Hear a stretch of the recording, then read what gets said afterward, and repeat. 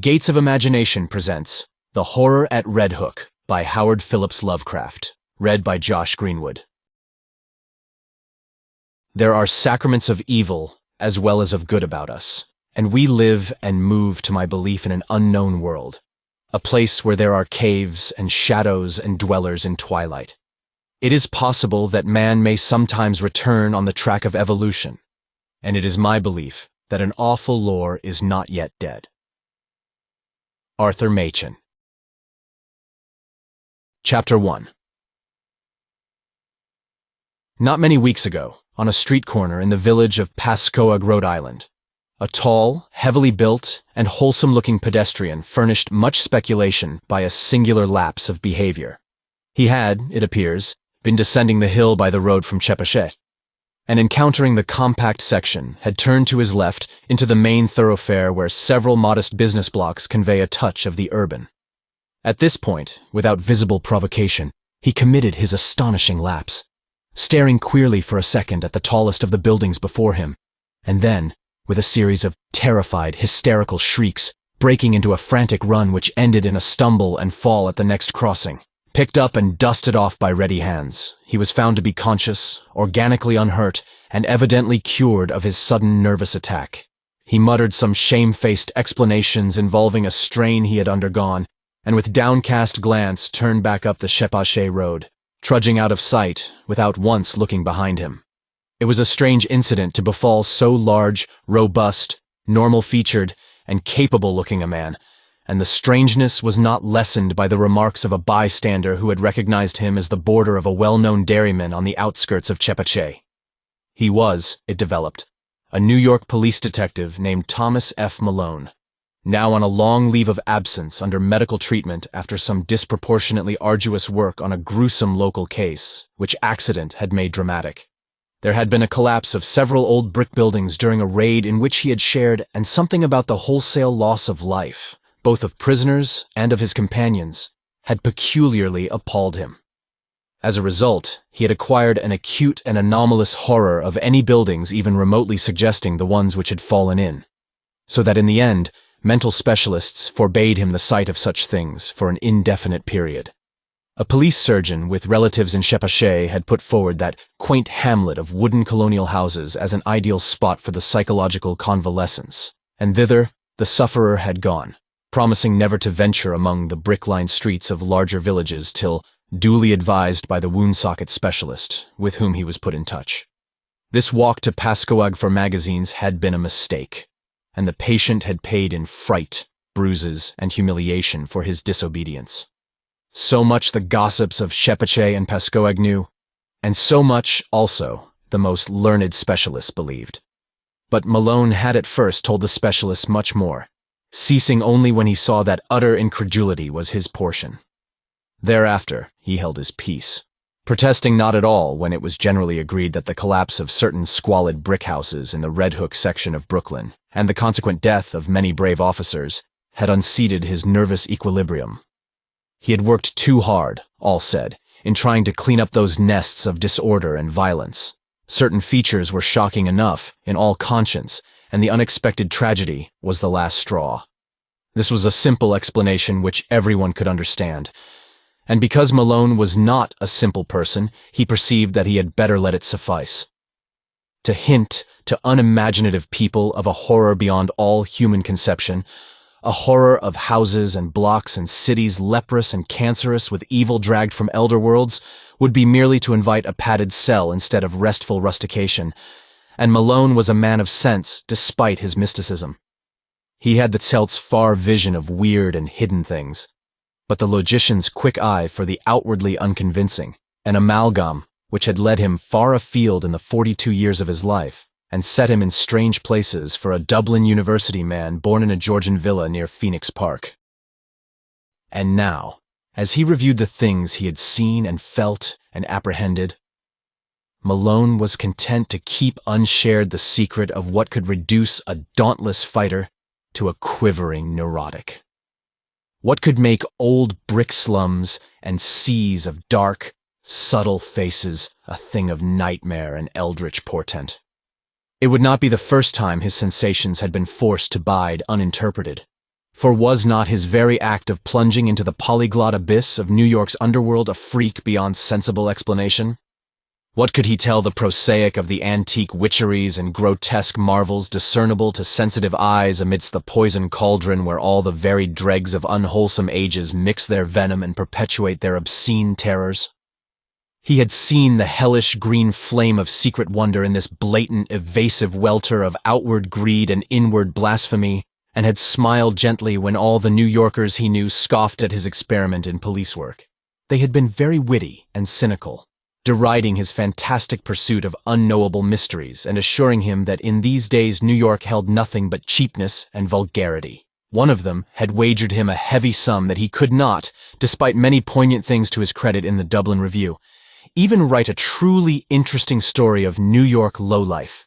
And now, looking back, he perceived that cosmic irony had justified the prophet's words while secretly confuting their flippant meaning.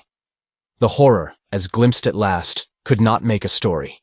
For like the book cited by Poe's German authority, Es lässt sich nicht lesen, it does not permit itself to be read. Chapter 2. To Malone, the sense of latent mystery in existence was always present. In youth, he had felt the hidden beauty and ecstasy of things, and had been a poet. But poverty and sorrow and exile had turned his gaze in darker directions, and he had thrilled at the imputations of evil in the world around. Daily life had for him come to be a phantasmagoria of macabre shadow studies, now glittering and leering with concealed rottenness as in Beardsley's best manner, now hinting terrors behind the commonest shapes and objects as in the subtler and less obvious work of Gustave Doré. He would often regard it as merciful that most persons of high intelligence jeer at the inmost mysteries, for, he argued, if superior minds were ever placed in fullest contact with the secrets preserved by ancient and lowly cults, the resultant abnormalities would soon not only wreck the world, but threaten the very integrity of the universe. All this reflection was no doubt morbid, but keen logic and a deep sense of humor ably offset it. Malone was satisfied to let his notions remain as half-spied and forbidden visions to be lightly played with.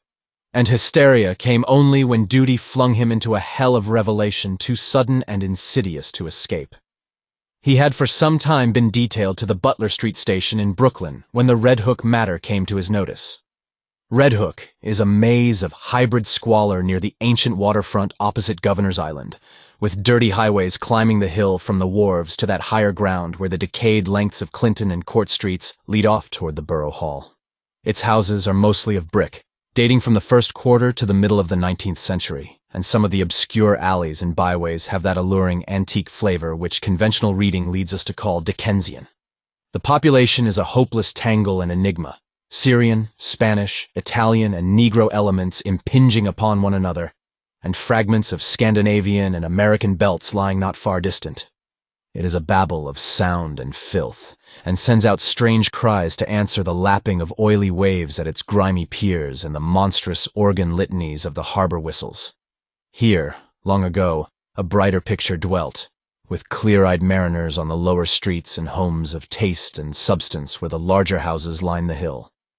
One can trace the relics of this former happiness in the trim shapes of the buildings, the occasional graceful churches, and the evidences of original art and background in bits of detail here and there. A worn flight of steps, a battered doorway, a wormy pair of decorative columns or pilasters, or a fragment of once green space with bent and rusted iron railing. The houses are generally in solid blocks, and now and then a many-windowed cupola arises to tell of days when the households of captains and ship owners watched the sea. From this tangle of material and spiritual putrescence, the blasphemies of 100 dialects assail the sky. Hordes of prowlers reel shouting and singing along the lanes and thoroughfares. Occasional furtive hands suddenly extinguish lights and pull down curtains, and swarthy, sin-pitted faces disappear from windows when visitors pick their way through. Policemen despair of order or reform, and seek rather to erect barriers protecting the outside world from the contagion. The clang of the patrol is answered by a kind of spectral silence, and such prisoners as are taken are never communicative. Visible offenses are as varied as the local dialects, and run the gamut from the smuggling of rum and prohibited aliens through diverse stages of lawlessness and obscure vice to murder and mutilation in their most abhorrent guises. That these visible affairs are not more frequent is not to the neighborhood's credit, unless the power of concealment be an art demanding credit. More people enter Red Hook than leave it, or at least, than leave it by the landward side, and those who are not loquacious are the likeliest to leave. Malone found in this state of things a faint stench of secrets more terrible than any of the sins denounced by citizens and bemoaned by priests and philanthropists. He was conscious, as one who united imagination with scientific knowledge, that modern people under lawless conditions tend uncannily to repeat the darkest instinctive patterns of primitive half-ape savagery in their daily life and ritual observances, and he had often viewed with an anthropologist's shudder the chanting, cursing processions of blear-eyed and pock-marked young men, which wound their way along in the dark, small hours of morning. One saw groups of these youths incessantly, sometimes in leering vigils on street corners, sometimes in doorways playing eerily on cheap instruments of music, sometimes in stupefied dozes or indecent dialogues around cafeteria tables near Borough Hall, and sometimes in whispering converse around dingy taxicabs drawn up at the high stoops of crumbling and closely shuttered old houses. They chilled and fascinated him more than he dared confess to his associates on the force, for he seemed to see in them some monstrous thread of secret continuity, some fiendish, cryptical, and ancient pattern utterly beyond and below the sordid mass of facts and habits and haunts listed with such conscientious technical care by the police. They must be, he felt inwardly, the heirs of some shocking and primordial tradition, the sharers of debased and broken scraps from cults and ceremonies older than mankind. Their coherence and definiteness suggested it, and it shewed in the singular suspicion of order which lurked beneath their squalid disorder. He had not read in vain such treatises as Miss Murray's Witch Cult in Western Europe, and knew that up to recent years there had certainly survived among peasants and furtive folk a frightful and clandestine system of assemblies and orgies descended from dark religions antedating the Aryan world and appearing in popular legends as black masses and witches' sabbaths. That these hellish vestiges of old Turanian Asiatic magic and fertility cults were even now wholly dead he could not for a moment suppose, and he frequently wondered how much older and how much blacker than the very worst of the muttered tales some of them might really be. Chapter 3. It was the case of Robert Sydam which took Malone to the heart of things in Red Hook. Sydam was a lettered recluse of ancient Dutch family, possessed originally of barely independent means, and inhabiting the spacious but ill-preserved mansion which his grandfather had built in Flatbush, when that village was little more than a pleasant group of colonial cottages surrounding the steepled and ivy-clad Reformed church with its iron-railed yard of Netherlandish gravestones.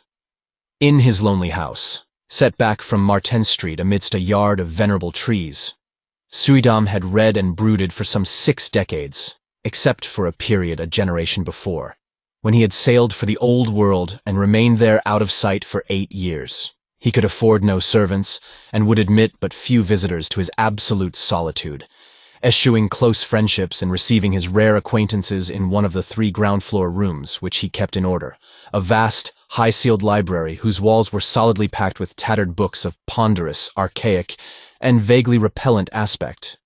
The growth of the town and its final absorption in the Brooklyn district had meant nothing to Sydam, and he had come to mean less and less to the town. Elderly people still pointed him out on the streets, but to most of the recent population, he was merely a queer, corpulent old fellow, whose unkempt white hair, stubbly beard, shiny black clothes, and gold-headed cane earned him an amused glance, and nothing more. Malone did not know him by sight till duty called him to the case, but had heard of him indirectly as a really profound authority on medieval superstition, and had once idly meant to look up an out-of-print pamphlet of his on the Kabbalah and the Faustus legend, which a friend had quoted from memory. Sydam became a case when his distant and only relatives sought court pronouncements on his sanity. Their action seemed sudden to the outside world, but was really undertaken only after prolonged observation and sorrowful debate. It was based on certain odd changes in his speech and habits, wild references to impending wonders, and unaccountable hauntings of disreputable Brooklyn neighborhoods. He had been growing shabbier and shabbier with the years, and now prowled about like a veritable mendicant, seen occasionally by humiliated friends in subway stations, or loitering on the benches around Borough Hall in conversation with groups of swarthy, evil-looking strangers. When he spoke, it was to babble of unlimited powers almost within his grasp, and to repeat with knowing leers such mystical words or names as Sephiroth, Ashmodai, and Samael. The court action revealed that he was using up his income and wasting his principal in the purchase of curious tomes imported from London and Paris, and in the maintenance of a squalid basement flat in the Red Hook district, where he spent nearly every night, receiving odd delegations of mixed rowdies and foreigners, and apparently conducting some kind of ceremonial service behind the green blinds of secretive windows.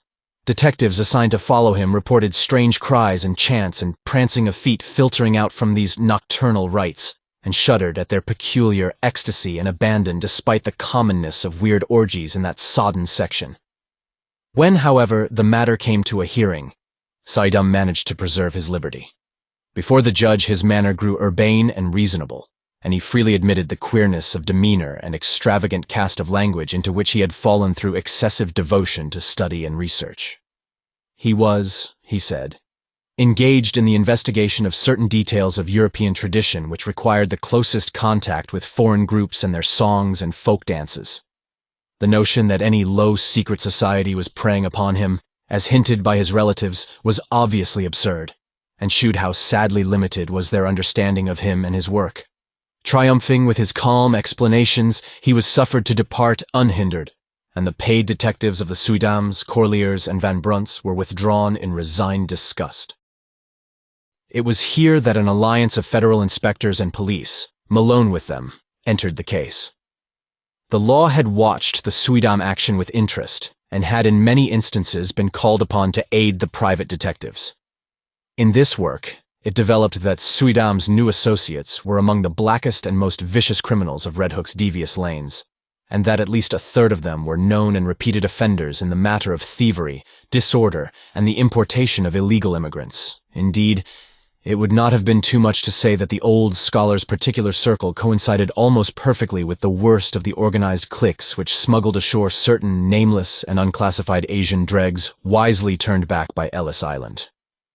In the teeming rookeries of Parker Place, since renamed, where Suydam had his basement flat, there had grown up a very unusual colony of unclassified slant-eyed folk who used the Arabic alphabet but were eloquently repudiated by the great mass of Syrians in and around Atlantic Avenue. They could all have been deported for lack of credentials, but legalism is slow-moving, and one does not disturb Red Hook unless publicity forces one to. These creatures attended a tumble-down stone church, used Wednesdays as a dance hall, which reared its Gothic buttresses near the vilest part of the waterfront. It was nominally Catholic, but priests throughout Brooklyn denied the place all standing and authenticity, and policemen agreed with them when they listened to the noises it emitted at night.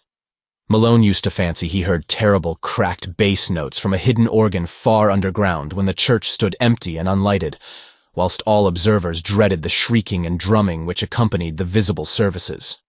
Suydam, when questioned, said he thought the ritual was some remnant of Nestorian Christianity tinctured with the shamanism of Tibet. Most of the people, he conjectured, were of Mongoloid stock, originating somewhere in or near Kurdistan, and Malone could not help recalling that Kurdistan is the land of the Yazidis, last survivors of the Persian devil worshippers. However this may have been, the stir of the Suydam investigation made it certain that these unauthorized newcomers were flooding Red Hook in increasing numbers, entering through some marine conspiracy unreached by revenue officers and harbor police, overrunning Parker Place and rapidly spreading up the hill, and welcomed with curious fraternalism by the other assorted denizens of the region. Their squat figures and characteristic squinting physiognomies, grotesquely combined with flashy American clothing, appeared more and more numerously among the loafers and nomad gangsters of the Borough Hall section, till at length it was deemed necessary to compute their numbers, ascertain their sources and occupations, and find, if possible, a way to round them up and deliver them to the proper immigration authorities. To this task Malone was assigned by agreement of federal and city forces, and as he commenced his canvass of Red Hook, he felt poised upon the brink of nameless terrors, with the shabby, unkempt figure of Robert Suydam as arch-fiend and adversary.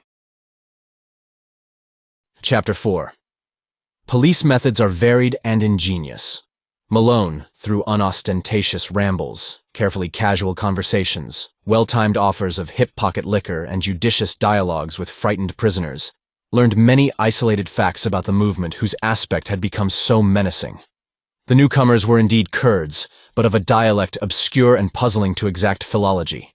Such of them as worked lived mostly as dockhands and unlicensed peddlers, though frequently serving in Greek restaurants and tending corner newsstands.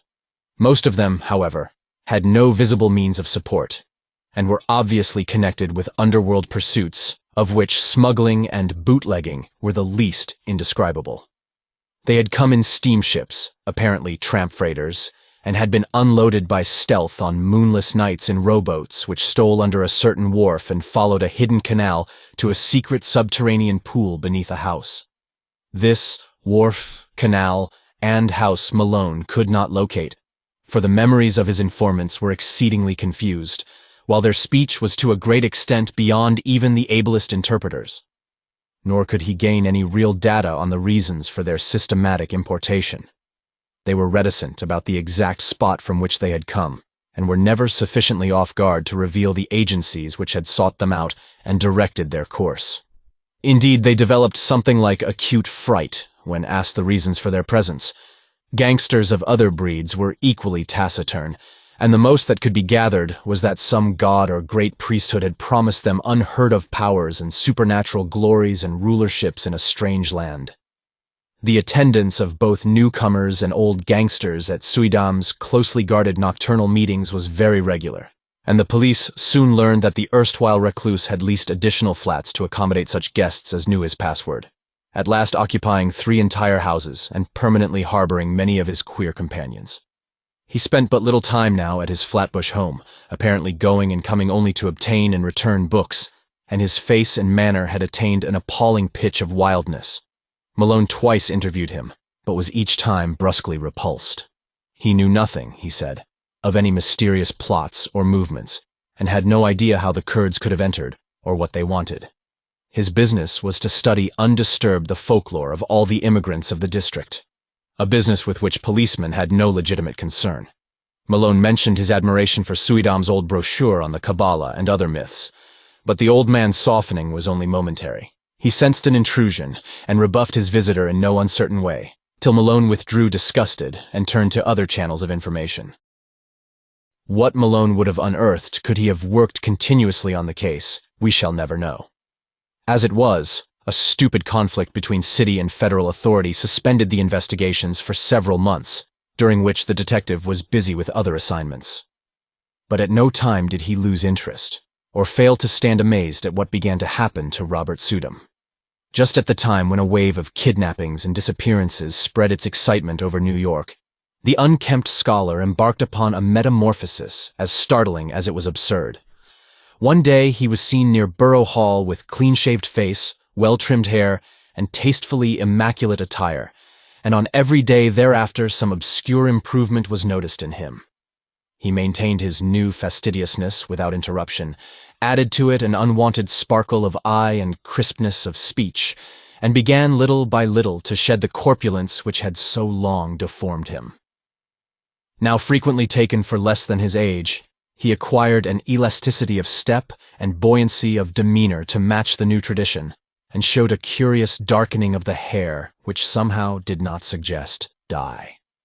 As the months passed, he commenced to dress less and less conservatively, and finally astonished his new friends by renovating and redecorating his Flatbush mansion, which he threw open in a series of receptions, summoning all the acquaintances he could remember, and extending a special welcome to the fully forgiven relatives who had so lately sought his restraint. Some attended through curiosity, others through duty, but all were suddenly charmed by the dawning grace and urbanity of the former hermit. He had, he asserted, accomplished most of his allotted work, and having just inherited some property from a half-forgotten European friend, was about to spend his remaining years in a brighter second youth which ease, care, and diet had made possible to him. Less and less was he seen at Red Hook, and more did he move in the society to which he was born.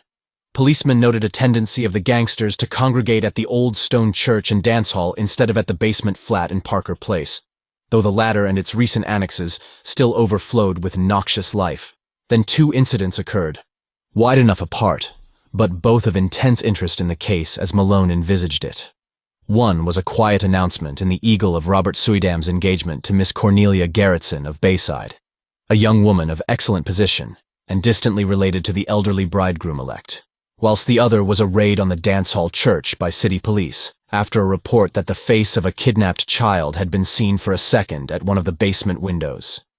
Malone had participated in this raid and studied the place with much care when inside. Nothing was found. In fact, the building was entirely deserted when visited, but the sensitive Celt was vaguely disturbed by many things about the interior. There were crudely painted panels he did not like, panels which depicted sacred faces with peculiarly worldly and sardonic expressions, and which occasionally took liberties that even a layman's sense of decorum could scarcely countenance. Then, too, he did not relish the Greek inscription on the wall above the pulpit, an ancient incantation which he had once stumbled upon in Dublin college days, and which read, literally translated, "O friend and companion of night, thou who rejoicest in the baying of dogs and spilt blood, who wanderest in the midst of shades among the tombs, who longest for blood and bringest terror to mortals, Gorgo, Mormo, thousand-faced moon, look favorably on our sacrifices." When he read this, he shuddered, and thought vaguely of the cracked bass organ notes he fancied he had heard beneath the church on certain nights. He shuddered again at the rust around the rim of a metal basin which stood on the altar and paused nervously when his nostrils seemed to detect a curious and ghastly stench from somewhere in the neighborhood. That organ memory haunted him, and he explored the basement with particular assiduity before he left. The place was very hateful to him. Yet after all, were the blasphemous panels and inscriptions more than mere crudities perpetrated by the ignorant? By the time of Suydam's wedding, the kidnapping epidemic had become a popular newspaper scandal. Most of the victims were young children of the lowest classes, but the increasing number of disappearances had worked up a sentiment of the strongest fury. Journals clamored for action from the police, and once more the Butler Street station sent its men over Red Hook for clues, discoveries, and criminals. Malone was glad to be on the trail again, and took pride in a raid on one of Suydam's Parker Place houses. There, indeed, no stolen child was found, despite the tales of screams and the red sash picked up in the areaway. But the paintings and rough inscriptions on the peeling walls of most of the rooms, and the primitive chemical laboratory in the attic, all helped to convince the detective that he was on the track of something tremendous. The paintings were appalling, hideous monsters of every shape and size, and parodies on human outlines which cannot be described. The writing was in red, and varied from Arabic to Greek, Roman, and Hebrew letters. Malone could not read much of it, but what he did decipher was portentous and Kabbalistic enough. One frequently repeated motto was in a sort of Hebraized Hellenistic Greek, and suggested the most terrible daemon evocations of the Alexandrian decadence: Hel, Heloim, Sother, Emenvel, Sabaoth, Agla, Tetragrammaton, Agiros, Otheos, Ishiros, Athanatos, Yehovah, Va, Adonai, Sadeh, Homovsion, Messias, Eshereheye.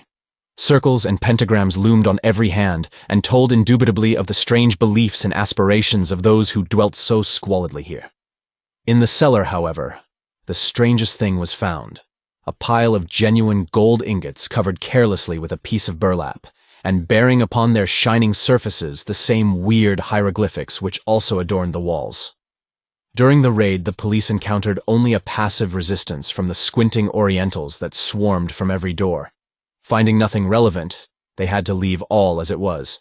But the precinct captain wrote Suydam a note advising him to look closely to the character of his tenants and protégés in view of the growing public clamor. Chapter 5. Then came the June wedding and the great sensation. Flatbush was gay for the hour about high noon, and penitent motors thronged the streets near the old Dutch church, where an awning stretched from door to highway. No local event ever surpassed the Suydam Garretson nuptials in tone and scale, and the party which escorted bride and groom to the Cunard Pier was, if not exactly the smartest, at least a solid page from the social register.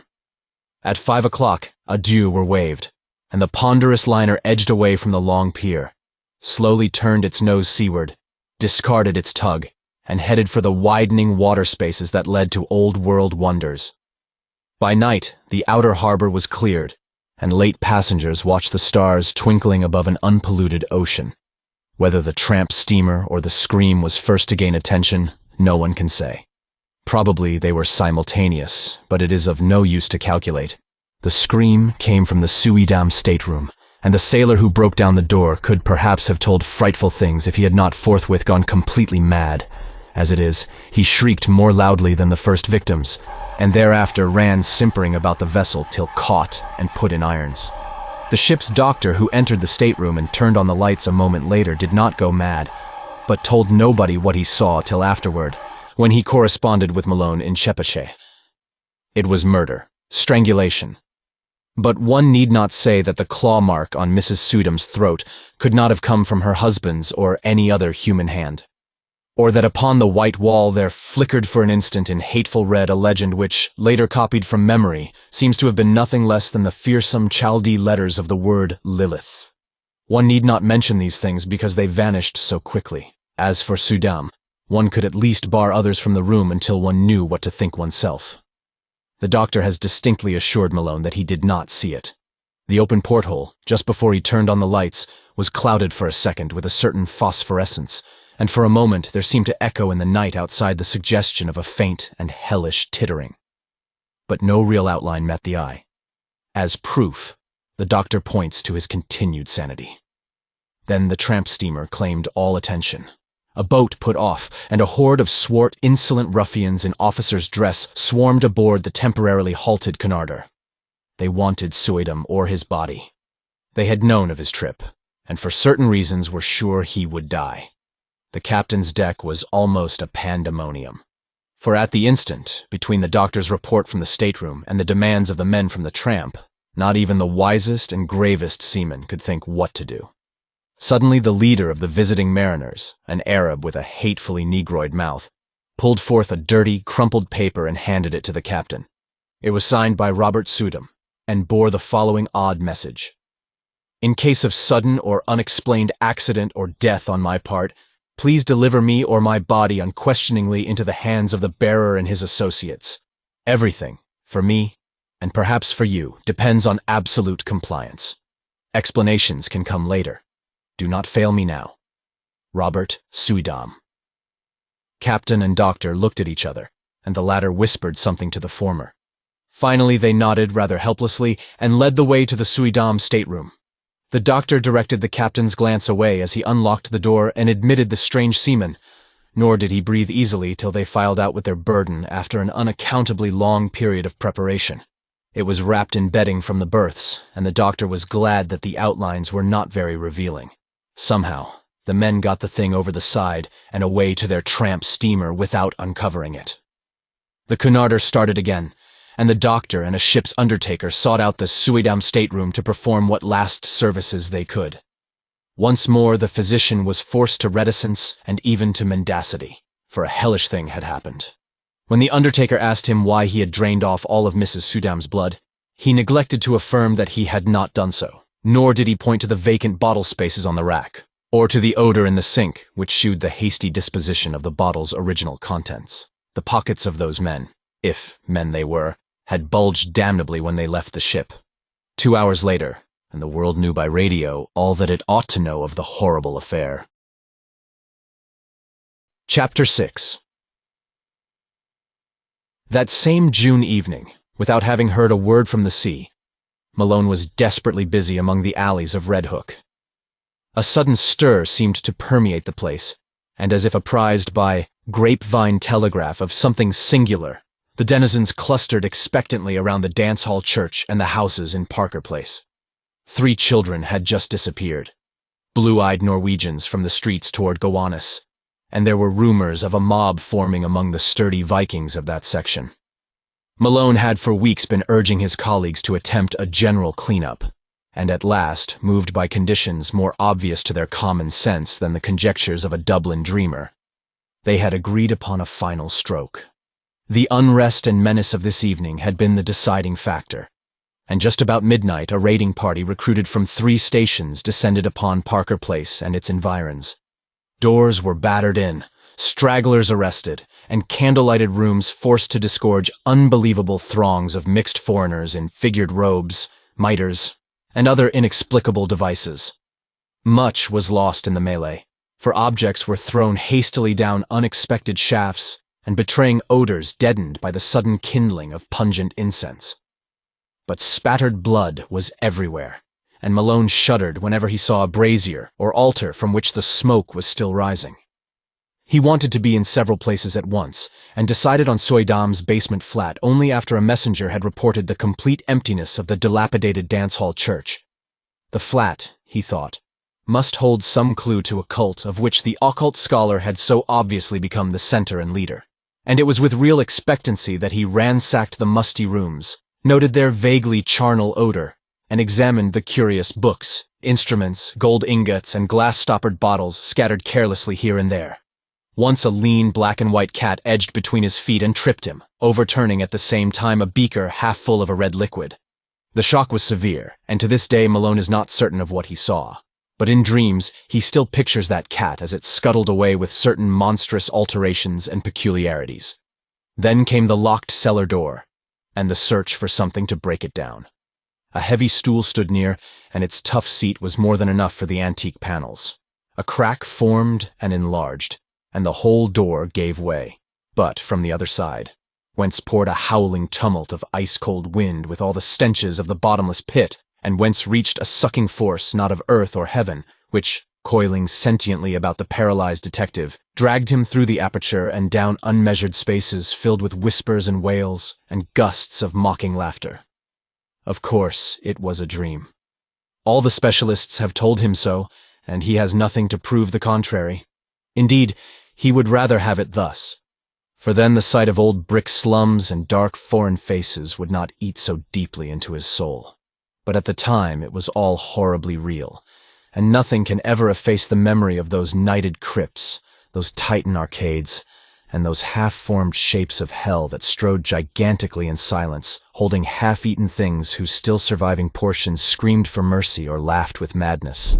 Odors of incense and corruption joined in sickening concert, and the black air was alive with the cloudy, semi-visible bulk of shapeless, elemental things with eyes.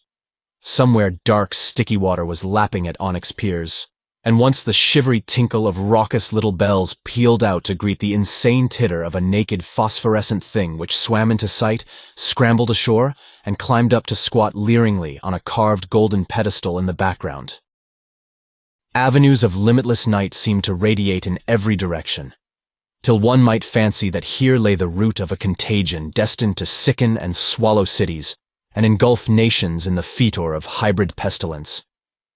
Here cosmic sin had entered, and festered by unhallowed rites had commenced the grinning march of death that was to rot us all to fungus abnormalities, too hideous for the grave's holding.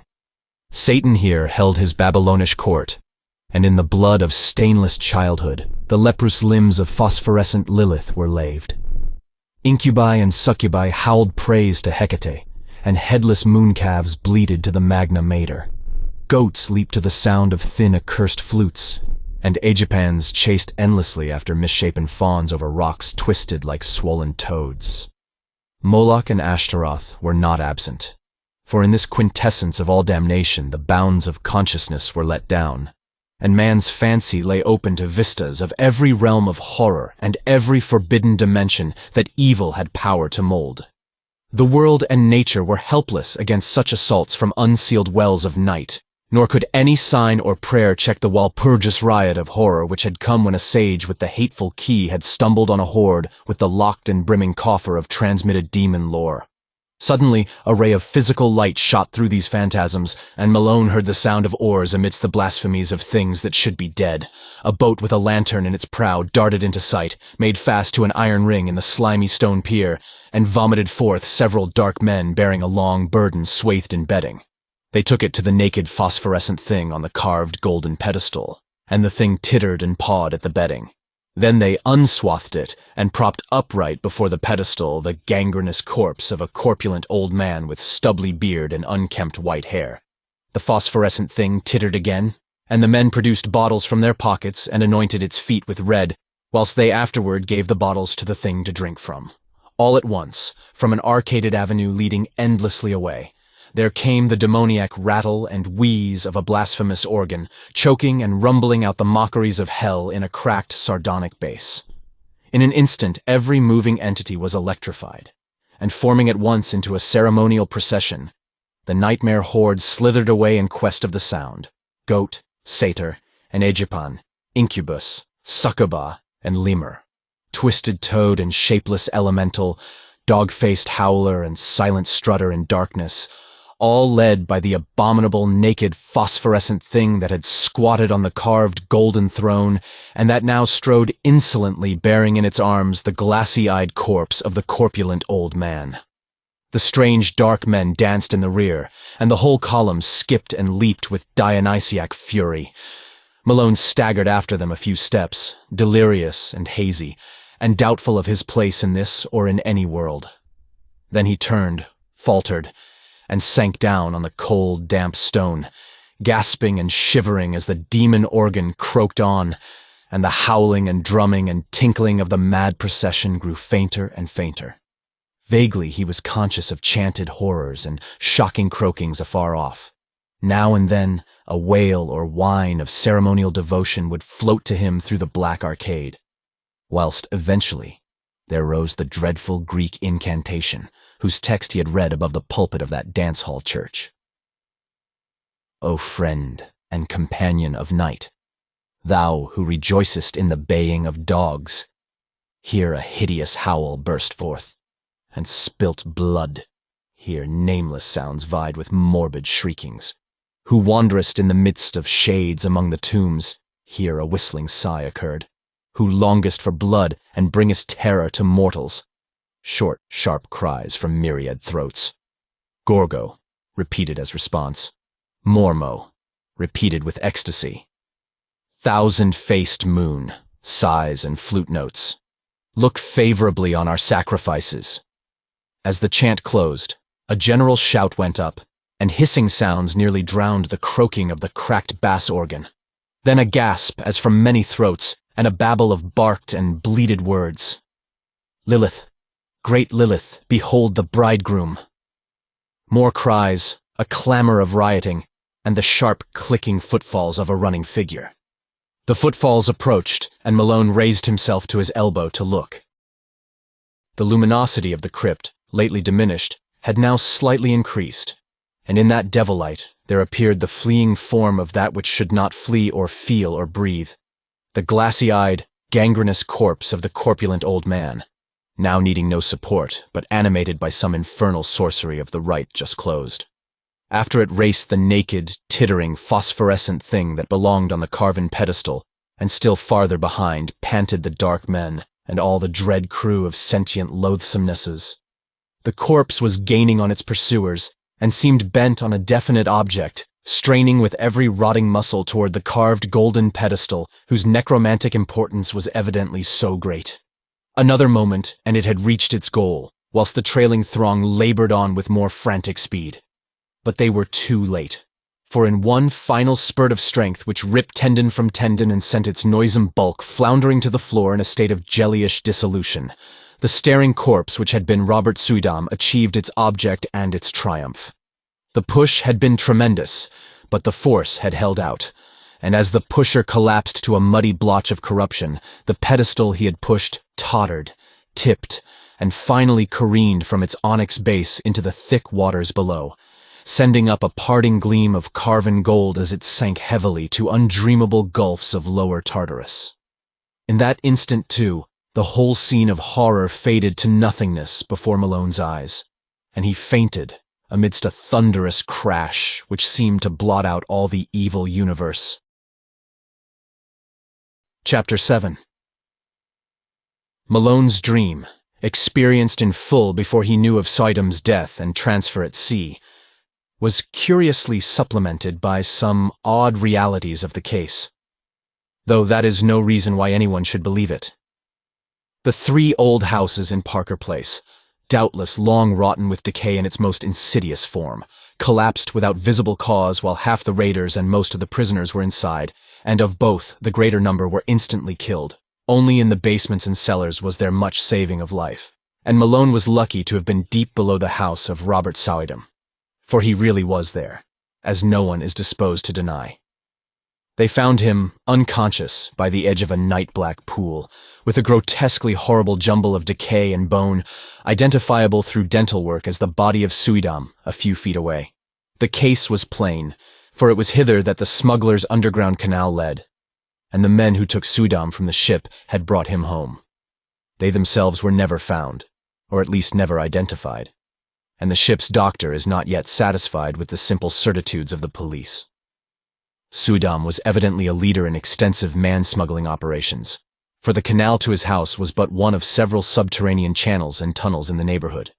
There was a tunnel from this house to a crypt beneath the dance hall church, a crypt accessible from the church only through a narrow secret passage in the north wall, and in whose chambers some singular and terrible things were discovered. The croaking organ was there, as well as a vast arched chapel with wooden benches and a strangely figured altar. The walls were lined with small cells, in 17 of which, hideous to relate, solitary prisoners in a state of complete idiocy were found chained, including 4 mothers with infants of disturbingly strange appearance. These infants died soon after exposure to the light, a circumstance which the doctors thought rather merciful. Nobody but Malone, among those who inspected them, remembered the somber question of old Del Rio. Ansint unquam demonis incubi et succubi, et an extali congressu proles nasiquit. Before the canals were filled up, they were thoroughly dredged, and yielded forth a sensational array of sawed and split bones of all sizes. The kidnapping epidemic, very clearly, had been traced home, though only 2 of the surviving prisoners could by any legal thread be connected with it. These men are now in prison, since they failed of conviction as accessories in the actual murders. The carved golden pedestal or throne so often mentioned by Malone as of primary occult importance was never brought to light, though at one place, under the Soydam house, the canal was observed to sink into a well too deep for dredging. It was choked up at the mouth and cemented over when the cellars of the new houses were made. But Malone often speculates on what lies beneath. The police, satisfied that they had shattered a dangerous gang of maniacs and man-smugglers, turned over to the federal authorities the unconvicted Kurds, who before their deportation were conclusively found to belong to the Yazidi clan of devil worshippers. The tramp ship and its crew remain an elusive mystery, though cynical detectives are once more ready to combat its smuggling and rum-running ventures. Malone thinks these detectives show a sadly limited perspective in their lack of wonder at the myriad, unexplainable details and the suggestive obscurity of the whole case. Though he is just as critical of the newspapers, which saw only a morbid sensation and gloated over a minor sadist cult, which they might have proclaimed a horror from the universe's very heart. But he is content to rest silent in Shepache, calming his nervous system and praying that time may gradually transfer his terrible experience from the realm of present reality to that of picturesque and semi-mythical remoteness. Robert Soydam sleeps beside his bride in Greenwood Cemetery. No funeral was held over the strangely released bones, and relatives are grateful for the swift oblivion which overtook the case as a whole. The scholar's connection with the Red Hook horrors, indeed, was never emblazoned by legal proof, since his death forestalled the inquiry he would otherwise have faced. His own end is not much mentioned, and the Soydams hope that posterity may recall him only as a gentle recluse who dabbled in harmless magic and folklore. As for Red Hook, it is always the same. Soydam came and went. A terror gathered and faded. But the evil spirit of darkness and squalor broods on amongst the mongrels in the old brick houses, and prowling bands still parade on unknown errands past windows where lights and twisted faces unaccountably appear and disappear. Age-old horror is a hydra with 1,000 heads, and the cults of darkness are rooted in blasphemies deeper than the well of Democritus. The soul of the beast is omnipresent and triumphant, and Red Hook's legions of blear-eyed, pockmarked youths still chant and curse and howl as they file from abyss to abyss, none knows whence or whither, pushed on by blind laws of biology, which they may never understand. As of old, more people enter Red Hook than leave it on the landward side, and there are already rumors of new canals running underground to certain centers of traffic in liquor and less mentionable things. The dance hall church is now mostly a dance hall, and queer faces have appeared at night at the windows. Lately, a policeman expressed the belief that the filled-up crypt has been dug out again, and for no simply explainable purpose. Who are we to combat poisons older than history and mankind? Apes danced in Asia to those horrors, and the cancer lurks secure and spreading where furtiveness hides in rows of decaying brick. Malone does not shudder without cause. For only the other day an officer overheard a swarthy, squinting hag teaching a small child some whispered patois in the shadow of an areaway. He listened, and thought it very strange when he heard her repeat over and over again. O friend and companion of night, thou who rejoicest in the baying of dogs and spilt blood, who wanderest in the midst of shades among the tombs, who longest for blood and bringest terror to mortals, Gorgo, Mormo, thousand-faced moon, look favorably on our sacrifices. Thank you for listening. If you like our recordings, consider liking this video and subscribing to our channel so you don't miss any more audiobooks.